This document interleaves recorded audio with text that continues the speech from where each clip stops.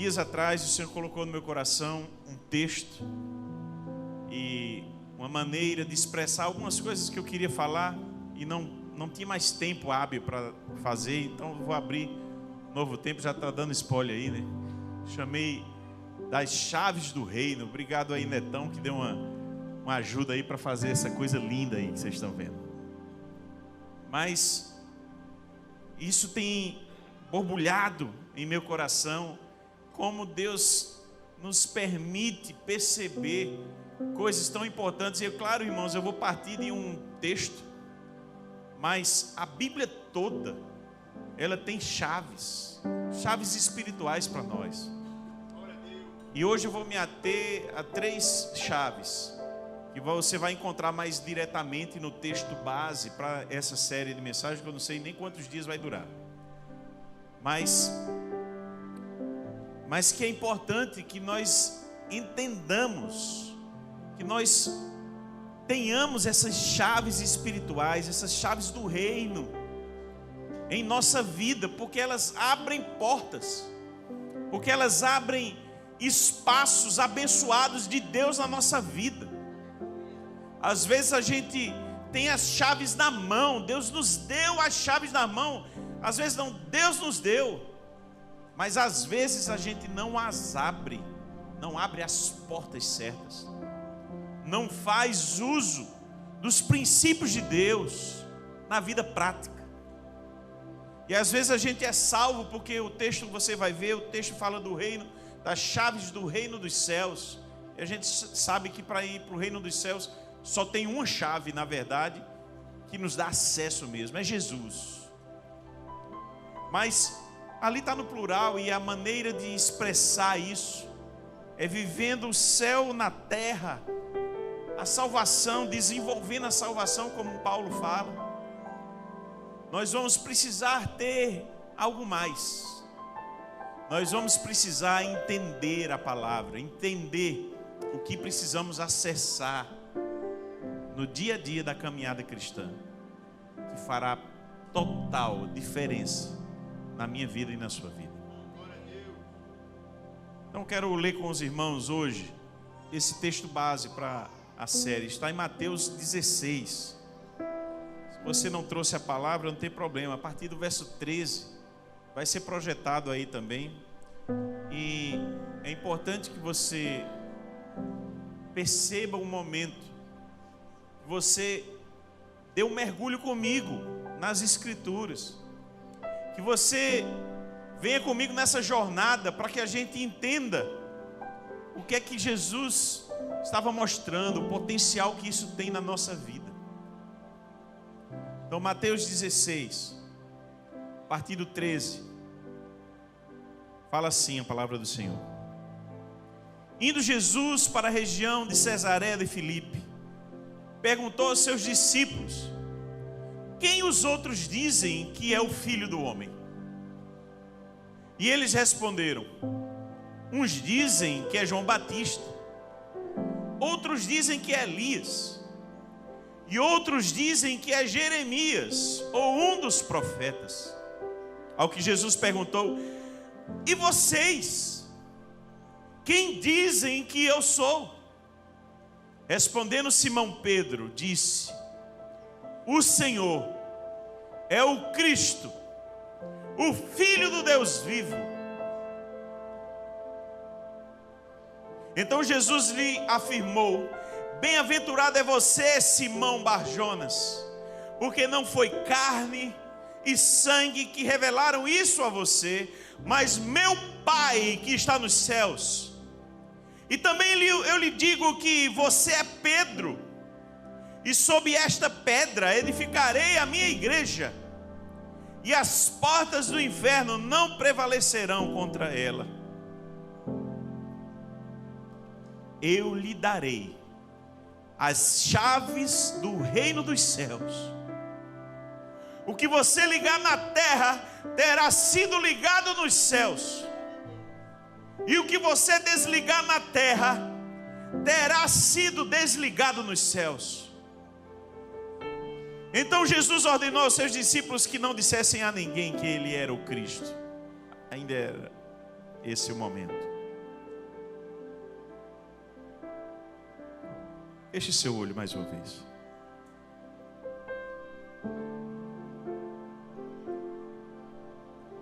Senhor, a tua palavra que faz diferença em nossa caminhada, Deus. Que o Senhor possa abrir nossa mente, nosso coração, nos fazer, Senhor, imergir nesse momento que o Senhor ensinava. Nos abrir, ó Deus, novas janelas para os princípios, as chaves do reino, para coisas importantes que impactam nossa vida e devem ser marcas, lugares que vamos entrar na nossa caminhada cristã. Nos ajuda, Senhor, a entender aquilo que está no teu coração sobre as chaves do reino dos céus. Em nome de Jesus. A minha oração sempre, irmãos, é que o Senhor, que o Espírito Santo, enquanto eu falo, possa ministrar o seu coração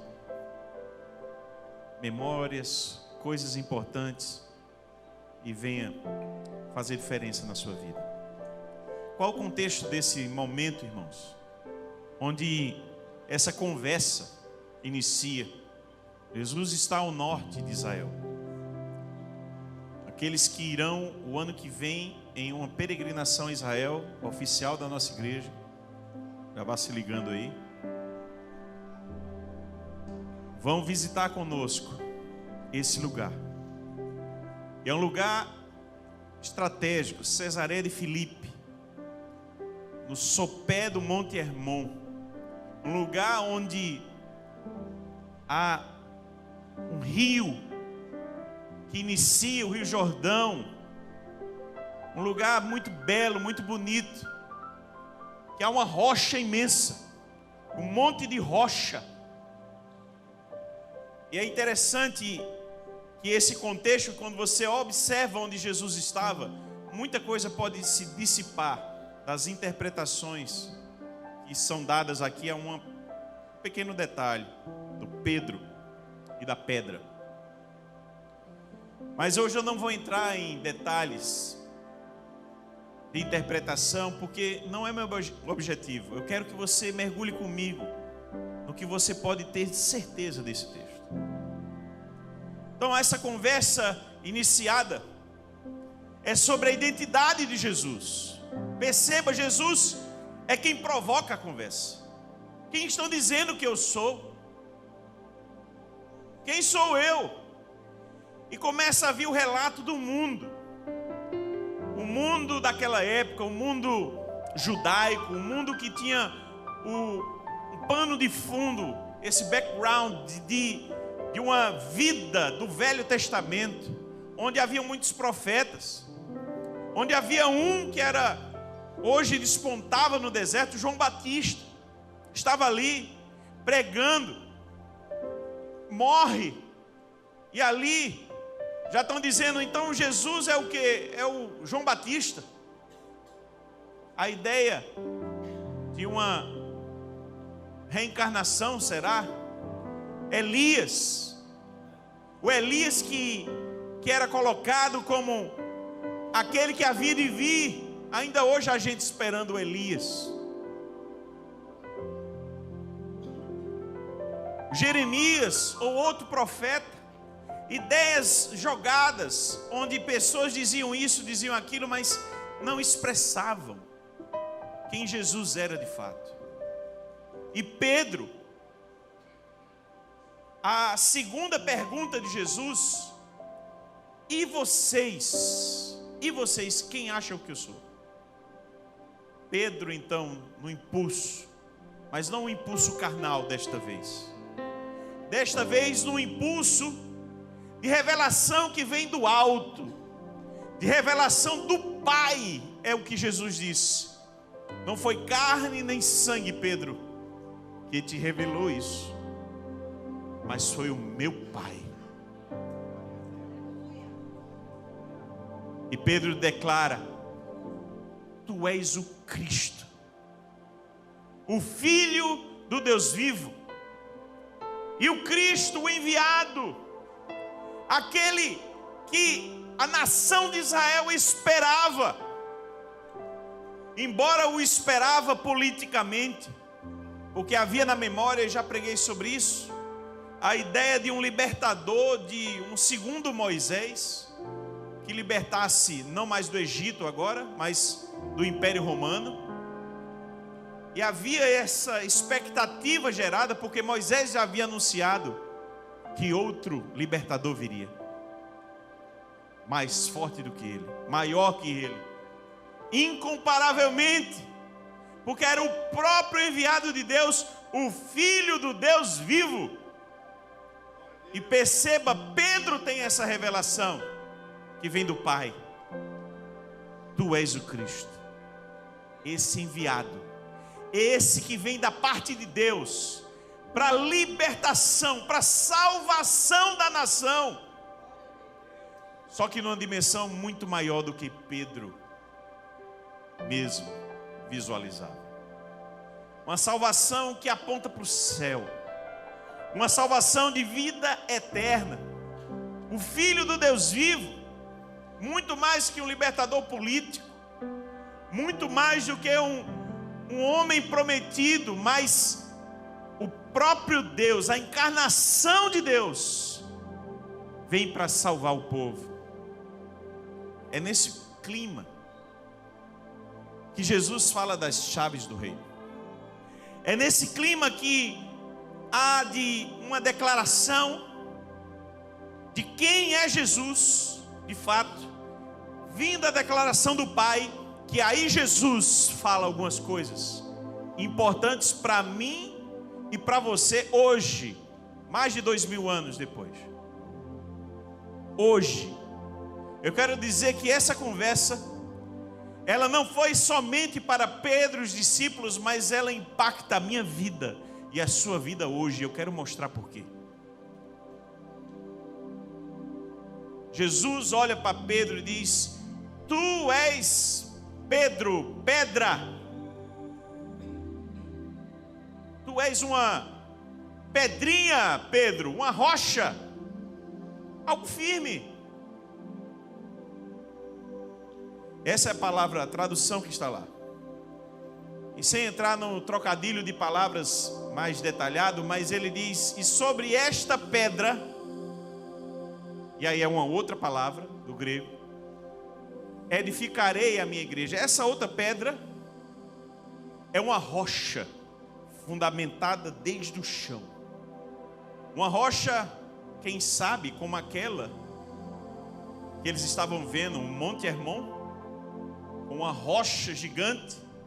Quem conheceu, teve o privilégio de ir no Rio de Janeiro, ou viveu lá, como quem sabe o Pão de Açúcar, ou outra rocha gigante que você olha e você entende que aquilo é muito maior do que você. É essa palavra que está lá. E ainda diz algo mais: sobre esta pedra gigante edificarei a minha igreja, se referindo a ele, a Jesus. Veja que ele está falando sobre a identidade dele. A conversa, o ponto focal da conversa de Cristo é a sua identidade. Por isso que essa pedra jamais seria Pedro. Essa pedra jamais seria uma pedra pequena, mas é sobre a pedra o próprio Deus, a identidade de Cristo, que é o assunto que está sendo colocado ali. Fundamentarei, edificarei a minha igreja. Essa é a nossa igreja. Essa é a igreja dos cristãos, que não é fundamentada em homens, que não é fundamentada em pedrinhas, embora é constituída na prática por pedrinhas que se amontoam, crescem. Paulo faz essa expressão, mas há um fundamento. E o fundamento é o que vem no texto inteiro, é a identidade, a pessoa, o Cristo, o Filho do Deus vivo. Se a igreja precisa estar fundamentada assim. E a igreja somos nós, eu e você. Eu começo perguntando: você está fundamentado em Cristo? A sua vida, as suas decisões, as suas deliberações mentais, onde você vai fazer, o que vai fazer, como vai proceder, está fundamentado em Cristo? Sobre esta pedra, Cristo, eu edificarei a minha igreja, e as portas do inferno não prevalecerão contra esta igreja. Não há obra do mal, não há obra satânica, não há obra do mundo que possa prevalecer.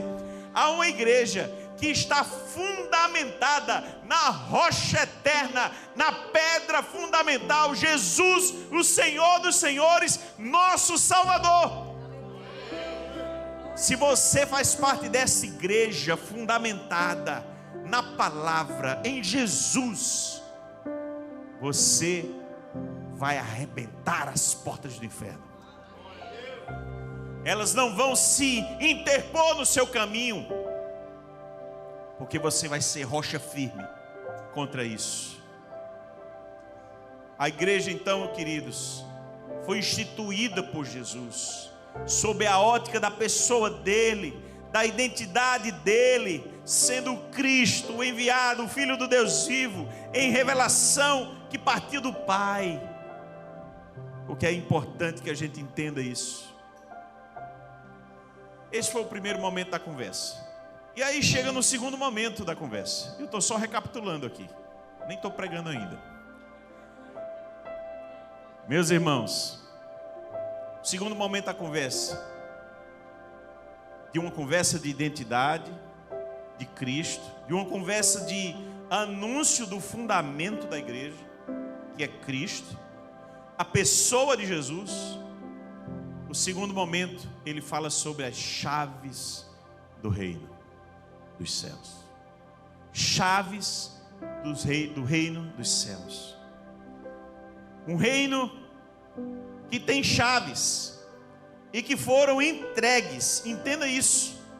Chaves que foram entregues na mão de Pedro, que representa eu e você. Pedrinhas, Pedro, pedrinhas que formam a igreja fundamentada na rocha, na pedra Jesus. Essa igreja de pedrinhas, a ela foi entregue as chaves do reino. E eu quero trabalhar isso sobre ligar, sobre desligar na terra, porque o texto fala sobre isso. O que será ligado ou desligado na terra terá sido ligado nos céus. Um elo linkando o que acontece na igreja, através da igreja que detém as chaves do reino. Um elo com o céu, acontecendo aqui e lá, lá e aqui. No sentido mais direto, irmãos, as chaves que abrem o céu estão na igreja? Sim, irmãos. Sabe por quê? Porque Deus escolheu assim. Jesus entregou a mensagem do Evangelho, a mensagem genuína do Evangelho genuíno, entregou na minha mão e na sua. Nós temos a mensagem que liberta, a mensagem que salva. As chaves do céu estão nos nossos lábios, estão na nossa vida, foram entregues a nós. Nós precisamos destravar a porta para as pessoas entrarem. Nós precisamos proclamar a mensagem do céu. Nós precisamos ser instrumentos de Deus como mordomos. E aqui um dos teólogos que eu li, agora não me lembro o nome, mas ele fala sobre a imagem. Jesus usa essa ideia. Havia uma imagem na época de que mordomos, servos, como José foi um, de Potifar, ele tinha as chaves. O reino não era dele. Olha que alegoria interessante. O reino não era dele, a casa não era dele, mas ele tinha as chaves, entregue pelo dono do reino, pelo dono da casa. Ele tinha as chaves e ele, como um bom servo, ele ia lá e abria e dava acesso. Pronto, venham aqui, peguem aqui. Ele trancava. Não, isso não fica aí. Não pode entrar isso aí. Sai daí. Mordomo. Você já entendeu que você, nesse sentido, você pode ser um instrumento de edificação, um instrumento de salvação. Nós fomos chamados em propósito para nos unirmos aos céus, ligando, abrindo, fechando, tendo nas nossas mãos, inspirado na revelação, na pessoa de Cristo, movidos pelo Espírito Santo, porque não somos nós, irmãos. E aí não se ache não. Não se ache, porque nada somos nós, só somos mordomos.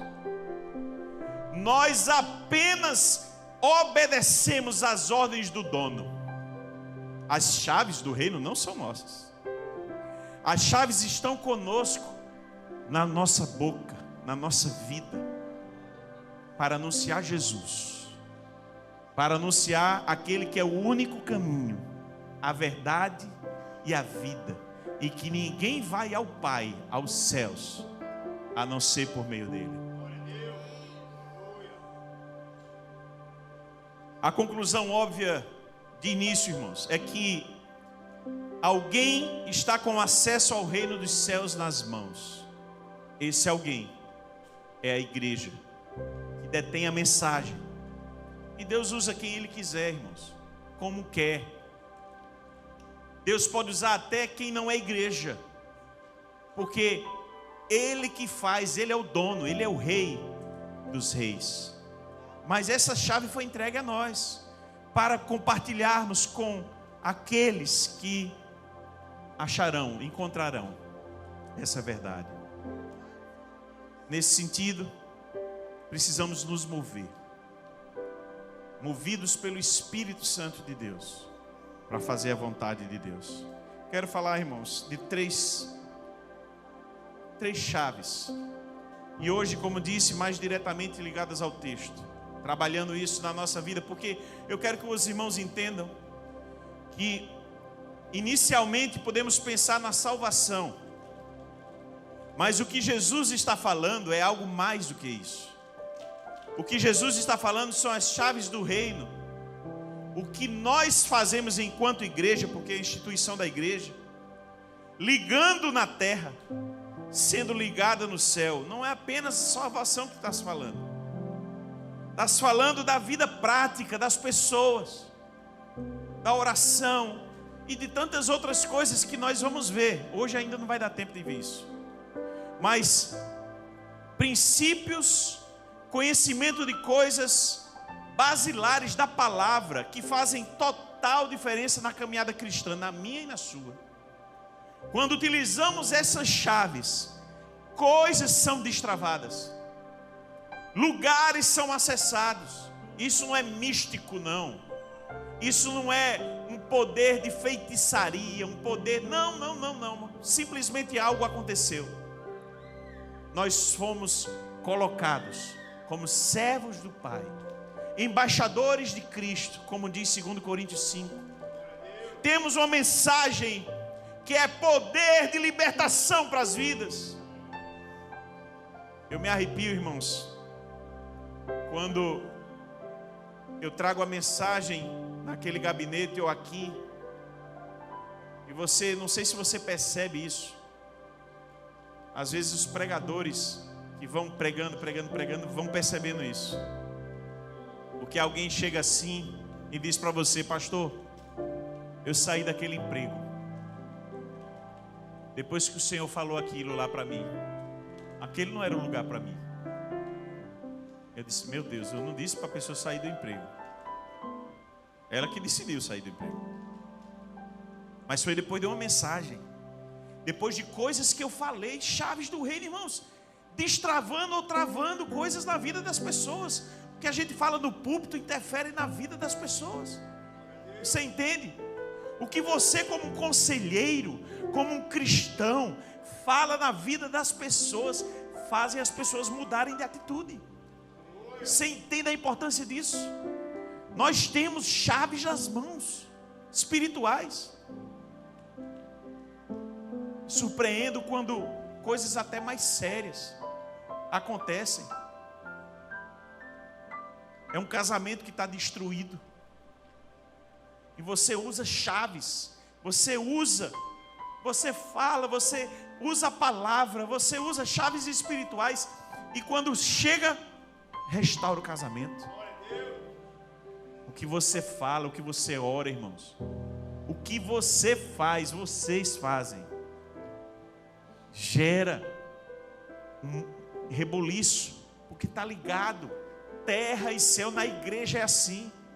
Nós precisamos crescer nisso, amadurecer mais nisso, entender que nós precisamos orar mais, precisamos pregar mais a palavra, falar, porque as pessoas precisam ser movidas pelo Espírito, precisam ser chocadas, transformadas, largar coisas mesmo, largar pessoas que estão fazendo mal a você, sabe? Você sair daquele grupo que está te levando a pecar.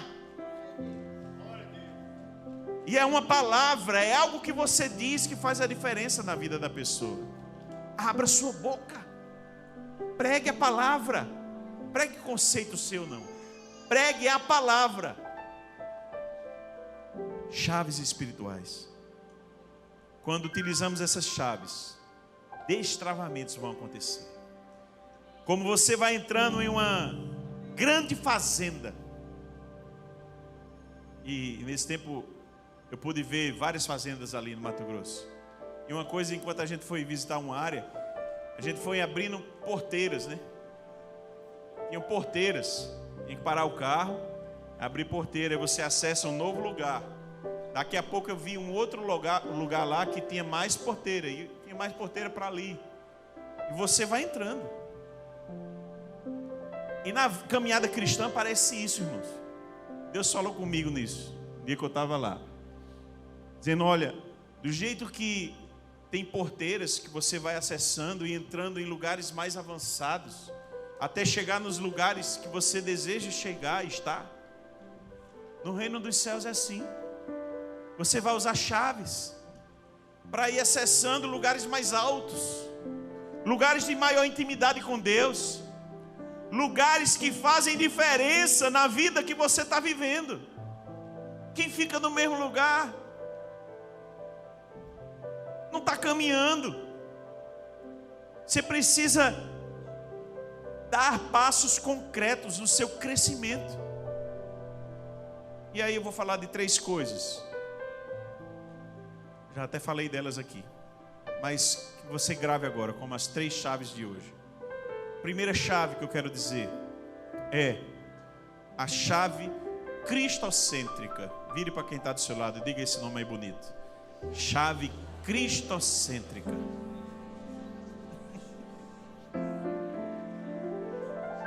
Onde Cristo é o centro da nossa vida, irmãos. Essa é a chave principal que está no texto. É tudo através de Cristo. Não é sobre nós, irmãos. Olha, respondendo Simão Pedro disse: o Senhor é o Cristo, o Filho do Deus vivo. Bem-aventurado é você, Simão, porque não foi carne nem sangue que te revelou isso, mas o Pai. Tu és o Cristo. Meus irmãos, a igreja, o Evangelho não é sobre nós, é sobre Cristo. Tem gente que vem para a igreja, tem gente que leva a vida achando que é o centro de tudo. Você chegar aqui, alguém da recepção não falou com você, o pastor não lhe deu um abraço, vai ficar embirrado. Sabe por que fica? Porque você está sendo o centro. Quando nós não somos o centro, quando Cristo é o centro, você vai demonstrar amor. Você vai fazer a sua parte e não vai ficar de um modo... Como posso expressar isso? Mas sabe aquela pessoa sentida por tudo? Na vida a gente encontra gente assim. Aqui na igreja não tem, graças a Deus. Mas quem é Jesus para você? Quem é Jesus para a igreja que você frequenta? É uma igreja cristocêntrica? Ou é sobre as pessoas? Quando você olha para o seu vizinho, você vê ele querendo ser a imagem de Jesus? Ou ele não está nem aí para nada? Quando no seu companheiro de ministério, ele não se importa em ficar em pecado, ele quer viver a vida dele mesmo. Cristo não é o centro. Quando ele se inquieta e pede perdão antes do culto começar, porque tem que fazer um louvor, adorando a Deus com sinceridade, sem estar em problema com o irmão, ele tem Cristo como centro. A gente fica feliz em ver gente que sabe, entende que não é o centro das atenções, gente. Que é gente falha, que é gente que precisa de Cristo, porque tudo tem a ver com Ele e não conosco. A chave cristocêntrica. Isso é importante? É não, meu irmão. É fundamental. A vida não gira em torno de você nem de mim. A vida do cristão gira em torno de Cristo. Não é mais minha vontade, é tua vontade, Senhor. Não é para que o meu nome cresça, mas é o teu nome crescer, Senhor. Não é o que eu quero, mas é o que tu queres. É viver a vida que Cristo nos ensina, nos deu exemplo, nos inspirou, nos mostrou nas coisas, nos mínimos. Ele, sendo Deus, se viu como homem, sofreu por mim e por você, lavou os pés dos discípulos. Meus irmãos, igreja não é sobre mim nem sobre você. Igreja é sobre Cristo, sendo o centro, nos impulsionando a ter compaixão, nos inspirando a amar, a ter compaixão das pessoas, a ser mais generoso. Não é o que eu vou ganhar, é o que eu posso dar. Eu posso abençoar a minha igreja, eu vou abençoar. Nós precisamos entender isso, irmãos. É gente que quer a bênção, mas não quer abençoar. É gente que quer de Jesus, mas não dá nada. É gente que quer ser servido, mas não quer servir. Ressentem-se demais por qualquer coisa, porque vivem a vida tendo o eu no centro.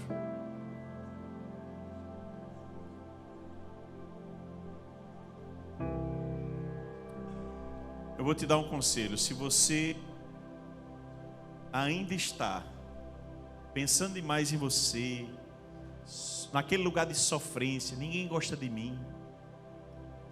Dá um exemplo aqui interessante. Eu sei de gente que ficou chateada porque não recebeu dos irmãos da igreja uma festa surpresa de aniversário. Não foi nessa igreja não, irmãos. Foi em outra. Ficou meio ressentido. Ninguém gosta de mim.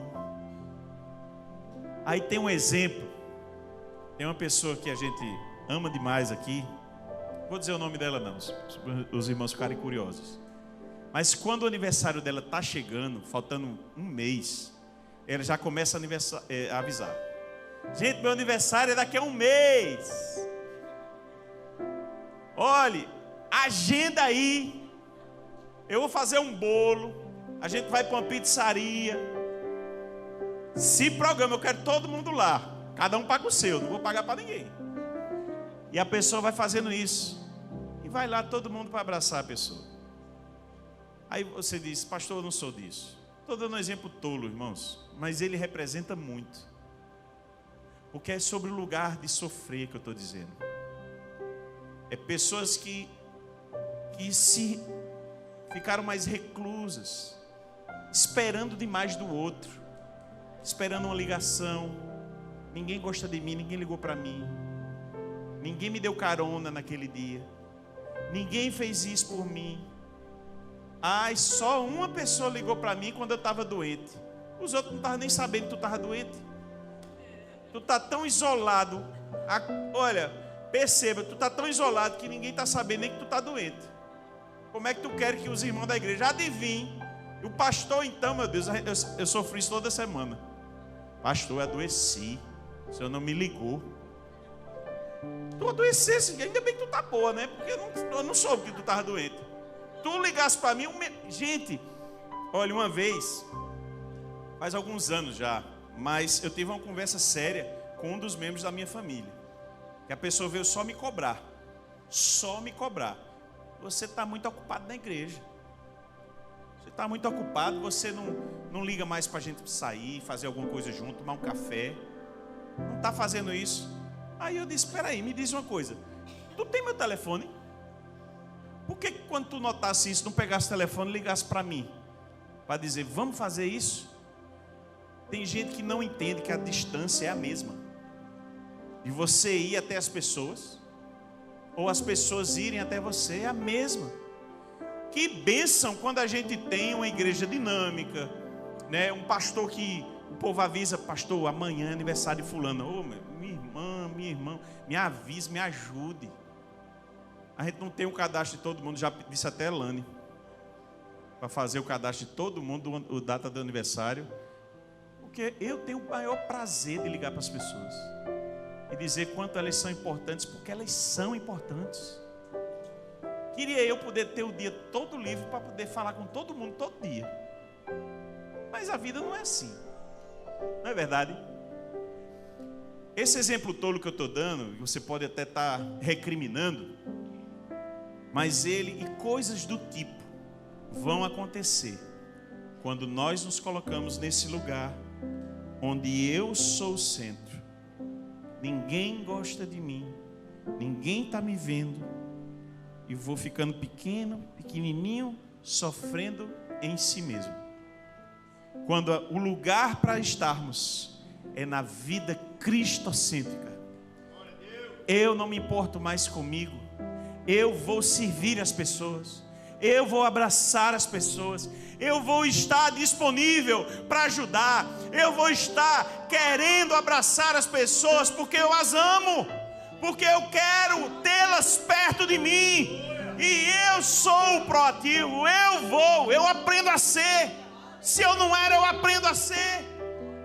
Aprenda, cresça. Vai viver até quando assim? Ah, não sou assim, pastor. Passa a ser. Coisa boa a gente aprende a fazer. Eu aprendi muita coisa na minha vida que eu não era. Aprendi a fazer. Meus irmãos, a gente precisa entender isso. Precisamos ter Cristo no centro. É sobre Jesus. A igreja, a sua vida, a minha vida, não é sobre nós, é sobre Jesus. Amém? Segunda coisa, irmãos, a chave da edificação.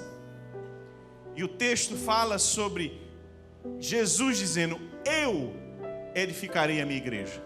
A obra é dele, mas fala sobre uma construção. E perceba que mesmo sendo Jesus quem edificou a igreja, a base de tudo, mas os discípulos tiveram que andar, viu? Correr às cidades, pregar, usar a boca, pregar o evangelho.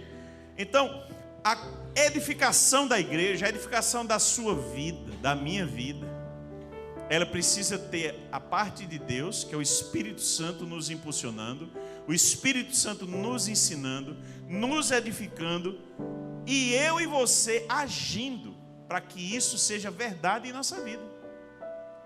É uma mão dupla. Eu faço a minha parte e Jesus faz a dele. E nós precisamos acessar essa chave, irmãos. Se a chave da nossa vida inicial e central é Cristo é a nossa vida, Cristo é o centro da minha vida, da sua igreja, do seu trabalho, de tudo que você faz, das suas decisões, Cristo tem que ser o centro da sua vida. A segunda chave é que eu preciso fazer a minha parte para edificar a minha vida, a começar, e edificar o meu irmão. Crescimento de vida, irmãos. Tem gente que já tem 10 anos de crente, 20 anos de crente, não sabe o que é ler a Bíblia completa. Aí fica o pastor fazendo o maior esforço. Quem vai fazer o vídeo tu faz amanhã. Bota Lani para ligar, faz um vídeo para a gente estimular a igreja. Sabe qual é o meu medo? Eu queria um dia assim poder perguntar: quem está em dia com a leitura que a igreja está propondo a fazer? Levante não levante não. Mas né, era interessante. Quem está em dia com a leitura da palavra, quem está orando todo dia, orando pelo pastor, orando por mim, levante a mão. Levante não. Eu acho que talvez a gente tivesse até surpresa, né? Mas a expectativa hoje não é a melhor, não. Meus irmãos, é seu crescimento. O pastor está preocupado com o seu crescimento espiritual. Esses líderes que estão fazendo os vídeos estão engajados para te impulsionar, para que você cresça espiritualmente, conheça a palavra.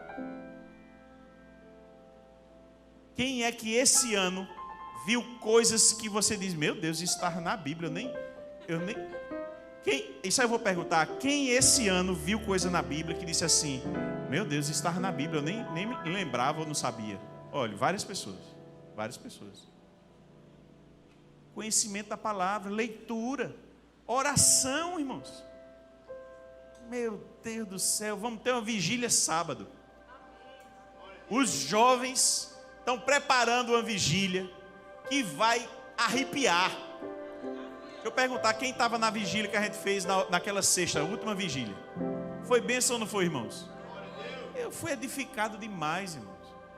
Palavra de Torá, Deus trouxe um pregador de Brasília. Foi bênção.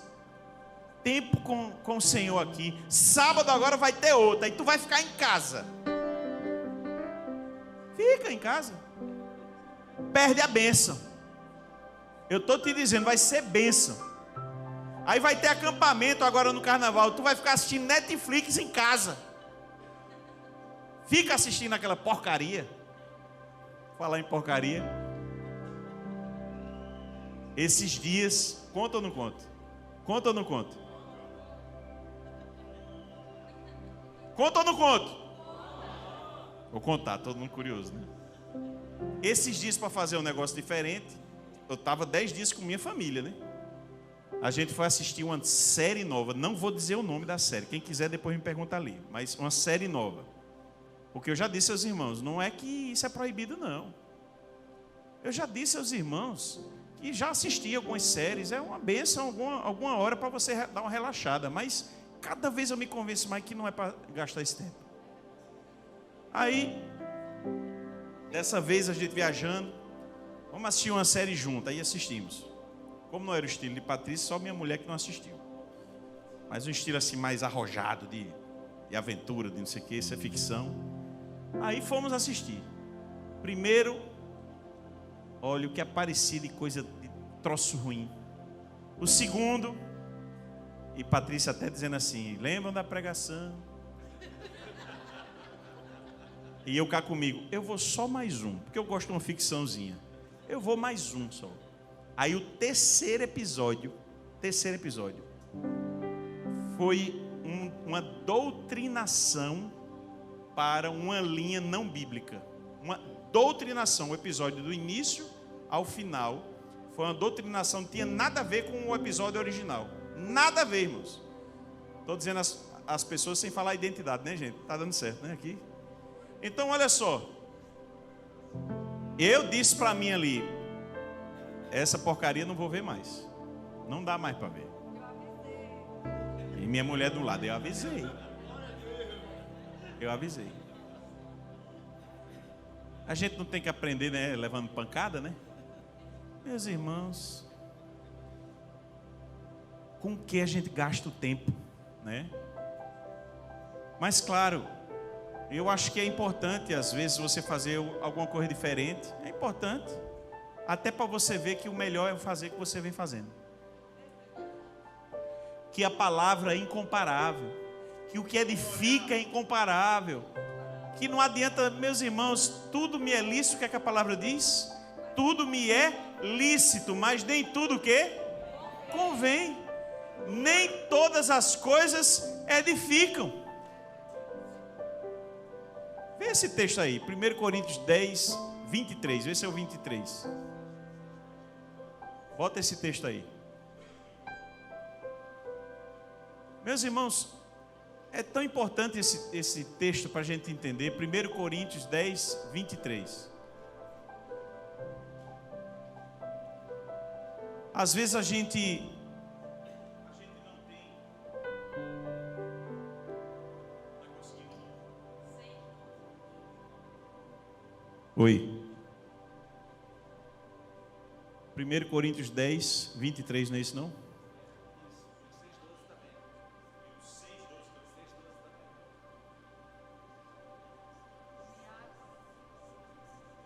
Está riando aqui, até a bateria está riando. Vai pegar outro microfone? Dá isso aí. Olha lá. Opa. Todas as coisas são lícitas, mas nem todas convêm. Todas as coisas são lícitas, mas nem todas edificam, irmãos. Estava nem prevendo botar isso aqui. Nem todas edificam. Qual é a segunda chave, irmãos? A chave é edificação. Há coisas que não são pecado necessariamente. Meu Deus. É para todo mundo acordar, você vê, né? Isso é ajuda ali para a gente, você, né, acordar. Mas, meus irmãos, é assim a vida. Às vezes a gente experimenta alguma outra coisa e vê que não valeu a pena. Largue aquilo, muda, vai para outra coisa. Veja Marta e Maria, preguei sobre ela um dia desse aqui, as duas, ali aos pés do Senhor. Tem lugar melhor para estar, meus irmãos? Tem não tem lugar melhor para estar, aos pés de Jesus. Por fim, a última coisa que eu quero trazer, só para uma aplicação ainda prática. A edificação, ela não só vem pela leitura da palavra, não. Eu ainda vou fazer um estudo só sobre edificação. Mas que eu me lembre rapidamente, você já pode ter Paulo dizendo sobre ser edificado pelo amor. Põe 1 Coríntios 8. Paulo, as coisas edificando pelo amor.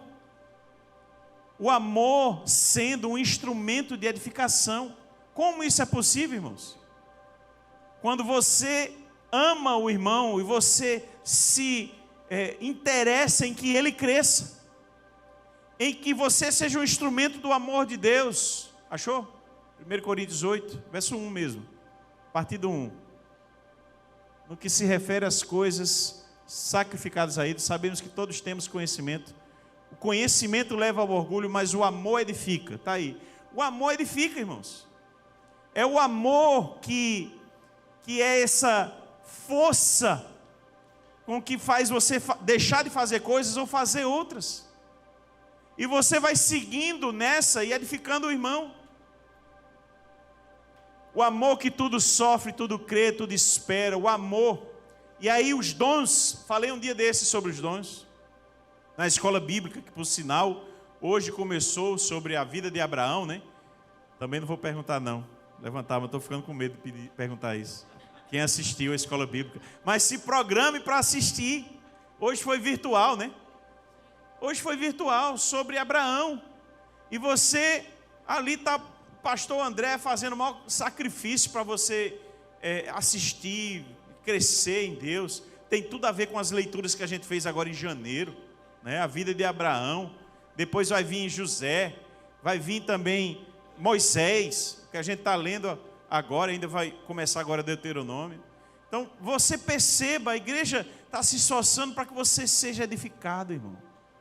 Você cresça, mas tem a sua parte. Não adianta a gente ficar se esgoelando aqui, gritando, e você não botar em prática. Amém, irmãos? Primeira chave, Cristo é o centro de tudo. Segunda chave, Jesus tem, Ele que edifica a igreja, mas a gente tem que ter essa nossa parte da edificação. E por fim, por hoje, irmãos, a edificação, a chave da frutificação. E eu vou falar um pouco mais sobre ela.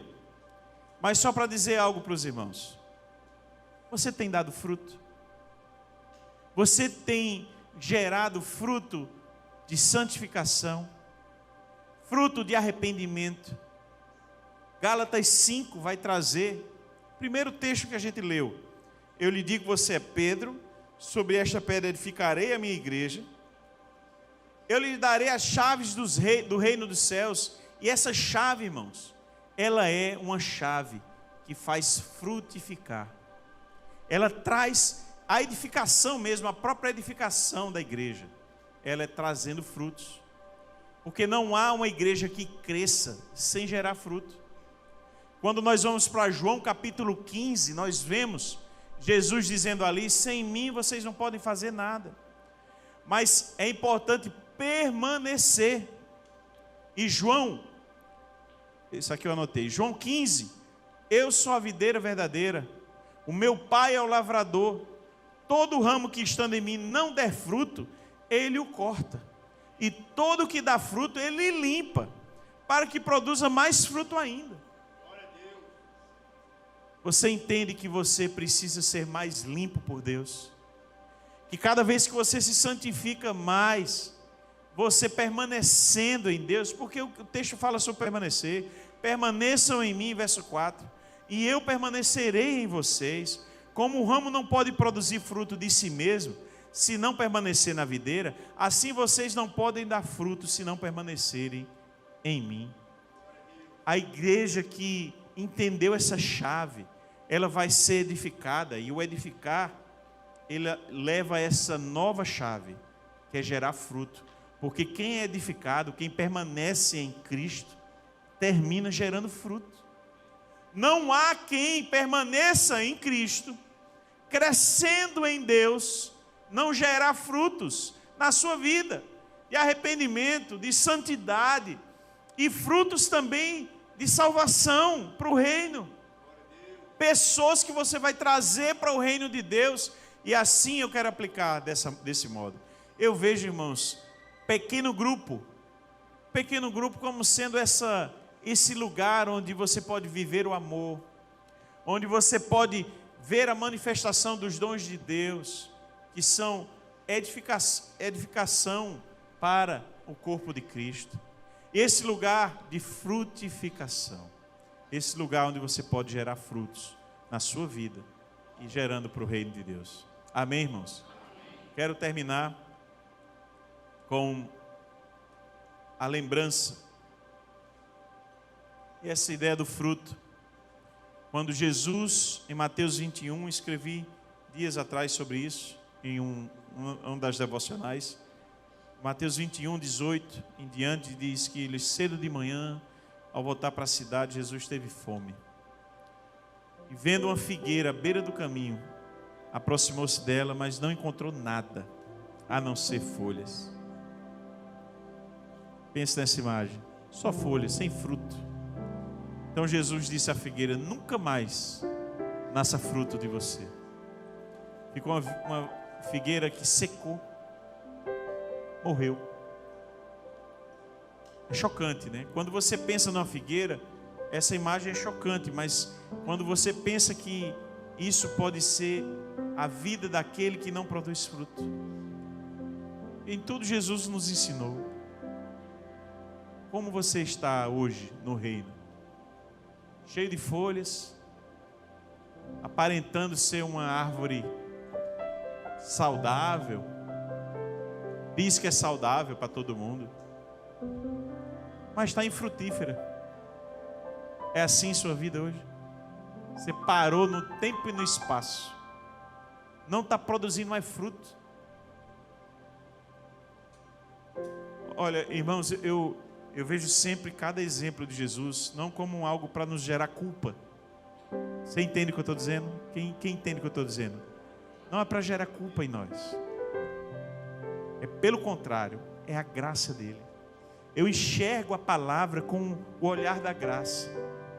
Jesus está nos dando uma nova chance. Quando você escuta sobre uma figueira que secou, porque não tinha frutos, só estava dando folha, só estava bonita, vistosa. Mas eu e você, quando entendemos essa imagem e olhamos para nós, e se encontrarmos fruto zero ou poucos frutos, é a chance que Deus está nos dando para nós mudarmos. Eu quero convidar você hoje a fazer essa oração. Feche seu olho onde você está. Se você se percebeu hoje como o centro da sua vida, não está usando a chave cristocêntrica, não está usando como a vida, a igreja, tudo que há em você, tudo que há na sua vida, tenha Cristo como centro e não você como centro, centro da vontade de Deus. Ou se você tem vivido uma vida sem usar a chave da edificação, ou usando pouco essa chave, sem se edificar, sem ser instrumento para edificar o seu irmão, sem ser instrumento de amor de Deus, sem os dons sendo manifestos, sem crescer em Deus. Ou ainda se você está nessa chave de fruto, da frutificação, e quando você olha para você, você se vê como essa figueira seca. Hoje, uma figueira que pode até ter folhas, mas está secando, porque não está dando fruto. Hoje é a chance, hoje é o dia que Deus está dizendo para você: mude, filho meu, filha minha, eu renovo com você a chance hoje, e você viver uma nova vida. De olhos fechados como está, hoje eu quero perguntar, se você hoje, por alguma razão que eu falei, não importa, você hoje quer fazer um novo momento com Deus na sua vida, dizer: Senhor, eu preciso melhorar nisso. Levante a mão onde você está, levante a mão. Amém, glória a Deus, glória a Deus, glória a Deus. Vamos orar ao Senhor. Senhor, muito obrigado, Deus, pela tua palavra. Obrigado, Deus, por chaves do teu reino que queremos cada vez mais, Senhor, acessar para viver uma vida edificante, uma vida com Cristo no centro, uma vida que frutifica. Deus, obrigado. Nos ajuda, Senhor, a sermos tudo aquilo que o Senhor deseja que a gente seja, a crescermos em Ti. Nos perdoa, Senhor, nos perdoa, Pai. Sabemos que o Teu amor, o Teu perdão é gigante, e hoje reconhecemos mais uma vez nossos erros, nossas falhas. Deus, nos ajuda a crescermos, Senhor, a vivermos a vida que o Senhor quer, em nome de Jesus. Amém, amém. Vamos louvar ao Senhor.